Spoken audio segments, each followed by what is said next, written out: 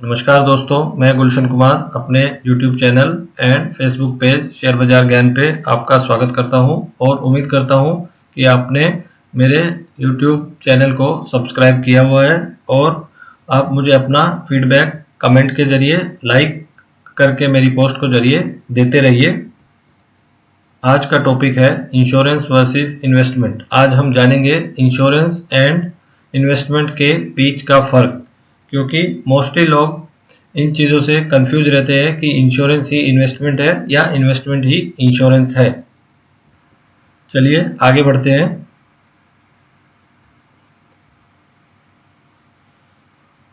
Insurance और investment के बीच में कुछ गलतफहमियां हैं जो लोग हमेशा उससे धोखा खा जाते हैं। जो जानते हैं वो क्या है? इंश्योरेंस इज इन्वेस्टमेंट, इंश्योरेंस ही इन्वेस्टमेंट है। इन्वेस्टमेंट इज इंश्योरेंस, मेरा इन्वेस्टमेंट ही मेरा इंश्योरेंस है। Investment and insurance both are same things. Insurance gives return, investment gives return.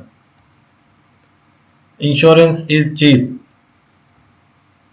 Both have different purpose. Insurance अलग पर्पज के लिए और इन्वेस्टमेंट अलग पर्पज के लिए। अभी जानते हैं इसमें सच्चाई क्या है और मिथ्स क्या है।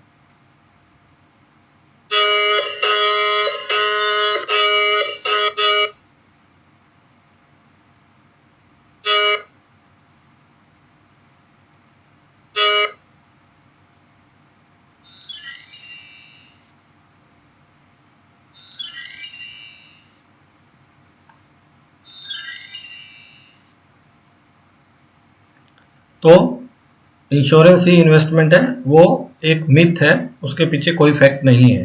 इन्वेस्टमेंट ही इंश्योरेंस है, वो भी एक मिथ है जो जिससे लोग धोखा खाते हैं। इन्वेस्टमेंट और इंश्योरेंस सेम है, वो भी एक मिथ है, दोनों सेम नहीं है। इंश्योरेंस रिटर्न देता है, ऐसा भी नहीं है। इनडायरेक्टली रिटर्न देता है, but insurance is not an investment. Investment gives returns, yes, return के लिए ही इन्वेस्टमेंट किया जाता है। इंश्योरेंस चीप है, यस, इन्वेस्टमेंट के अगेंस्ट इंश्योरेंस हमेशा चीप ही है। Both have different purpose, yes, दोनों का पर्पज अलग अलग है। तो कुछ लोगों को गलतफहमियां हैं इंश्योरेंस और इन्वेस्टमेंट को लेके, जिन्हें हमने अभी दूर किया, और कुछ लोग, बहुत कम परसेंटेज में लोग रहेंगे जो इन दोनों के डिफरेंस को समझते हैं। चलिए अभी आज आगे जानते हैं। इंश्योरेंस के बारे में हम लोग आज डिस्कशन करेंगे आगे।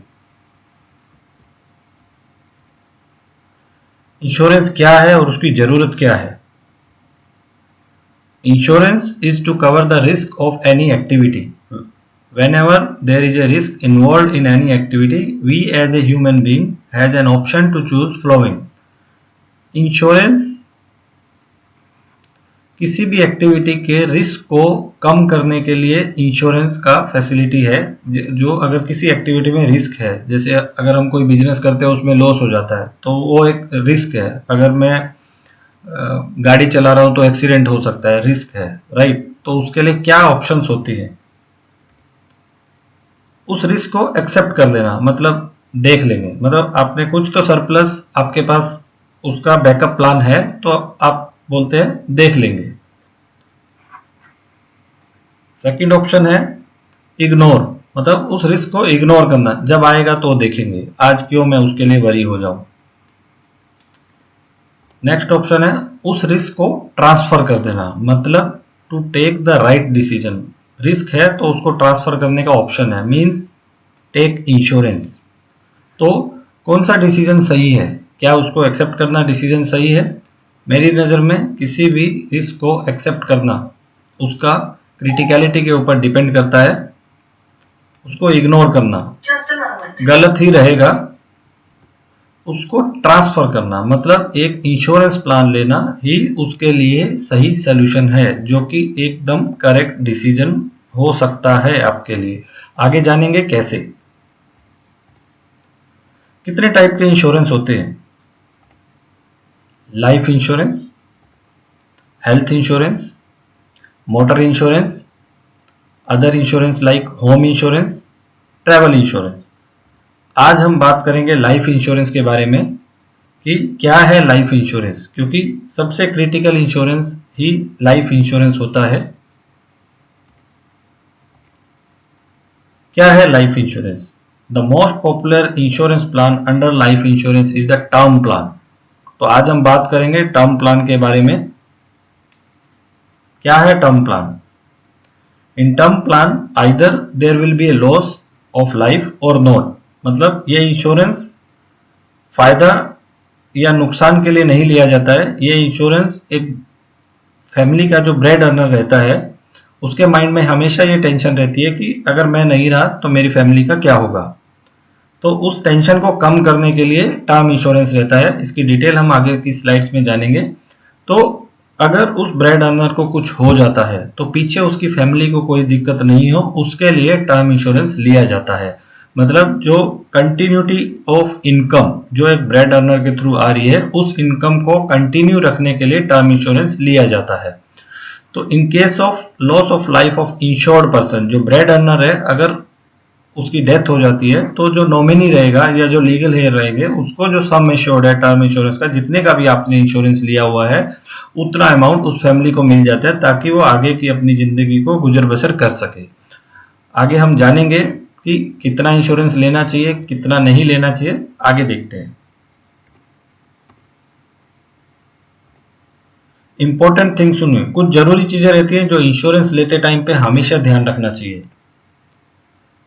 Premium of term insurance is lesser at younger age than elder age, मतलब जितना जल्दी आप इंश्योरेंस ले लेंगे उतना कम प्रीमियम आपको पे करना पड़ेगा। मतलब आप कम प्रीमियम में ज्यादा सम इंश्योर्ड ले सकते हैं, मतलब अपना नीड के हिसाब से। Premium is fixed for entire term of insurance period, मतलब आप 20 साल का अगर इंश्योरेंस लेते हैं आज तो उसका जो प्रीमियम रहेगा वो फिक्स रहेगा, क्योंकि इंश्योरेंस कंपनी जो प्रीमियम डिसाइड करती हैं वो ऐसा नहीं है कि एज के साथ बढ़ता रहेगा क्योंकि आपका रिस्क बढ़ता है। उन्होंने एक इंश्योरेंस का रेंज ऐसा डिसाइड किया हुआ है प्रीमियम का कि आपका जब तक का वो टर्म चलेगा, 20 साल का इंश्योरेंस लिया तो 20 साल तक वो प्रीमियम फिक्स रहेगा, एक्सेप्ट कुछ गवर्नमेंट रेगुलेशन चेंज नहीं होते हैं। तो अभी देखते हैं लेस यंगर एज में इंश्योरेंस लेने में और लेटर एज में इंश्योरेंस लेने में क्या गैप है। 1 करोड़ के सम एश्योर्ड का हम लोग यहाँ पे एग्जांपल ले रहे हैं। 22 साल की एज में अगर कोई इंश्योरेंस लेता है 1 करोड़ के सम एश्योर्ड का, तो उसका जो प्रीमियम रहेगा अप्रोक्सीमेटली 8,000 से 11,000 रुपए के बीच में रहेगा ईयरली पर एनम प्रीमियम। अगर वही इंश्योरेंस कोई 35 ईयर एज ओल्ड पर्सन अगर लेता है तो उसका इंश्योरेंस प्रीमियम रहेगा 12,000 रुपए से लेकर 16,000 के बीच में। It depend on policy to policy, it depend on insurance company to insurance company. किसी का क्लेम सेटलमेंट रेशियो अच्छा है तो उनके प्रीमियम भी ज्यादा रहते हैं, किसी का क्लेम सेटलमेंट रेशियो थोड़ा अच्छा नहीं है तो उनके प्रीमियम कम होते हैं। टर्म इंश्योरेंस में एक राइडर करके भी रहता है, that is top up plan. Basically वो राइडर क्या है? Along with the basic term insurance one can add rider with the base plan, मतलब आपने इंश्योरेंस तो ले लिया टर्म इंश्योरेंस, बट उसके साथ कुछ राइडर्स भी होते हैं। देखते हैं वो राइडर्स क्या हैं और उसके क्या बेनिफिट्स हैं। डिसेबिलिटी राइडर, मतलब कुछ एक्सीडेंट की वजह से आप बच जाते हैं लेकिन आप किसी काम करने के लायक नहीं रहते, तो उसको बोलते हैं डिसेबिलिटी, परमानेंट डिसेबिलिटी। अगर आपने ये राइडर लिया है और एक्सीडेंट की वजह से आप परमानेंट डिसेबल हो जाते हैं, आप किसी कोई इनकम अर्न करने के लायक नहीं बचते हैं, तो ये राइडर डिसेबिलिटी राइडर उस केस में फायदेमंद रहता है। एक्सीडेंटल डेथ राइडर, ये एक्स्ट्रा बेनिफिट्स के लिए है। In case of basic term plan, in case of death of insured person sum assured will be given, जिसका हमने प्रीमियम का बात किया। लेकिन अगर ये राइडर लेते हैं तो उसमें उतना प्रीमियम नहीं लगता है, बट ये एडवांटेज है। जैसे एक्सीडेंटल डेथ, अगर डेथ एक्सीडेंट की वजह से होता है तो एक्स्ट्रा बेनिफिट नहीं बोलेंगे, मतलब एक्स्ट्रा मनी आपका फैमिली को मिलेगा, मतलब जो भी इंश्योर्ड पर्सन है उसकी डेथ के केस में उसकी फैमिली को मिलेगा। तो ये राइडर्स है। इसके लिए जैसे 8,000 का 1 करोड़ का टर्म प्लान लिया तो मे बी डिसेबिलिटी राइडर आपको 1,000 और 50 लाख में मिल जाता है, या एक्सीडेंटल डेथ राइडर के केस में आपको इंस्टेड ऑफ 1 करोड़ 1.5 करोड़ का सम एश्योर्ड आप ले सकते हैं 1,000 और 1,500 एक्स्ट्रा प्रीमियम पे करके। कितना सम एश्योर्ड लेना चाहिए प्रीमियम को। अगर किसी इंश्योरेंस एजेंट से पूछते हैं, इंश्योरेंस कंपनी से पूछते हैं, तो वो तो ज्यादा से ज्यादा आपको सजेस्ट करते हैं क्योंकि उनको उतना ज्यादा प्रीमियम आएगा। इस केस में अंडर सम एश्योर्ड भी गलत है, ओवर सम एश्योर्ड भी गलत है। आइए जानते हैं। Sum assured for any insurance policies depend on the human life. जो ब्रेड अर्नर है वो उसकी वैल्यू क्या है। वैसे तो किसी भी इंसान की वैल्यू कुछ मतलब अनमोल ही होता है हर इंसान, बट एक ब्रेड अर्नर जो इनकम लेके आ रहा है फैमिली के लिए, उसकी ह्यूमन वैल्यू क्या है। अगर वो नहीं रहा तो कैसे पैसा आएगा और कितना पैसे की जरूरत पड़ेगी। तो उसको कैलकुलेट करने के, सम एश्योर्ड कितना होना चाहिए उसको कैलकुलेट करने के लिए दो मेजर मेथड्स हैं, जिसमें एक रहता है इनकम रिप्लेसमेंट मेथड। ओके, इसमें क्या रहता है, what ever income the bread earner is earning, उतना ही इनकम का कंटिन्यूटी रहेगा in case of death of the bread earner till जब तक वो अर्न करने वाला था। आगे हम एग्जांपल में जानेंगे कैसे और क्या। दूसरा मेथड है नीड बेस्ड अप्रोच, मतलब जितना उस फैमिली की नीड है उतना ही इंश्योरेंस लिया जाए, उतना ही सम एश्योर्ड लिया जाए। नीड क्या है, मतलब हाउस होल्ड एक्सपेंस या फ्यूचर के गोल्स, उनको मिला के वही नीड होता है, राइट। वो हम जानेंगे आगे दोनों में डिफरेंस क्या है।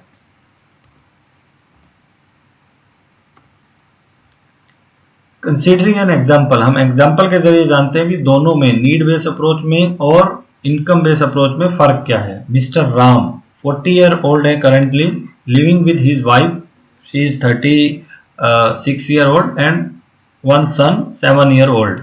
He is expecting retirement as 58, means he is going to work 18 year more. Life expectancy is 18 year, मतलब they both are expecting a life 80 till 80 year. Okay, so they need further expense till 80 year post retirement, right?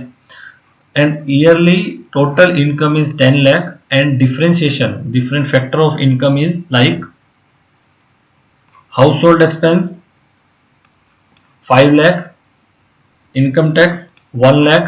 Mister Ram का personal expense है 1.5 lakh and he has taken a sum assured of 2 lakh insurance policy for 2 lakh sum assured where 50,000 premium is going. Okay, so this is the bifurcation of his annual income.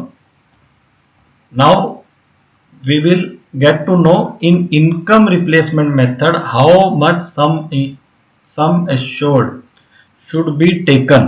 Income means 10 lakh, मतलब अगर आज mister Ram को कुछ हो जाता है तो his family should get as it is current income till जब तक वो कमाने वाले थे, मतलब 58 ईयर तक, right.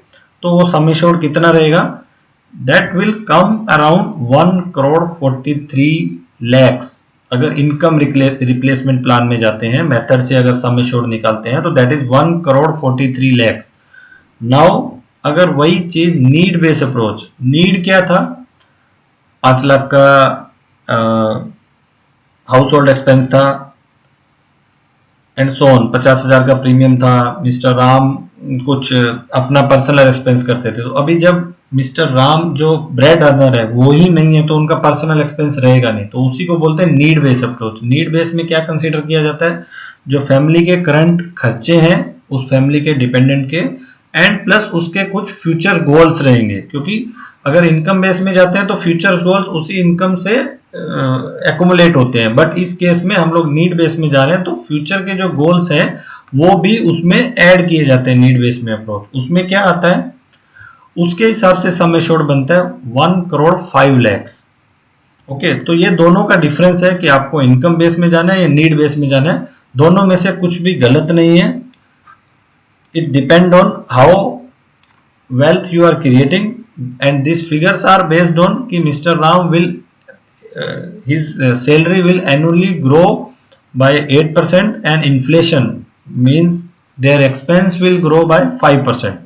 And in this need based approach,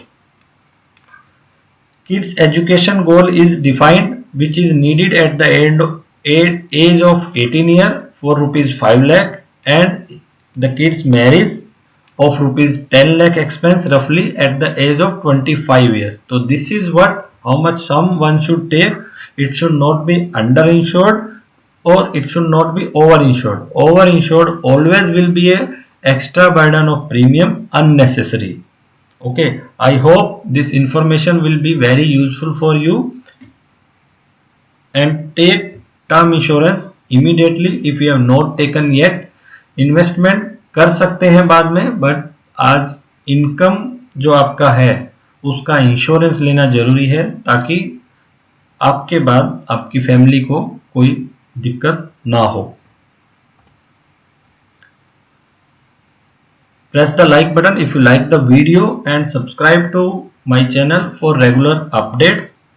Thank you. If you have not subscribed my channel, subscribe it. Thank you.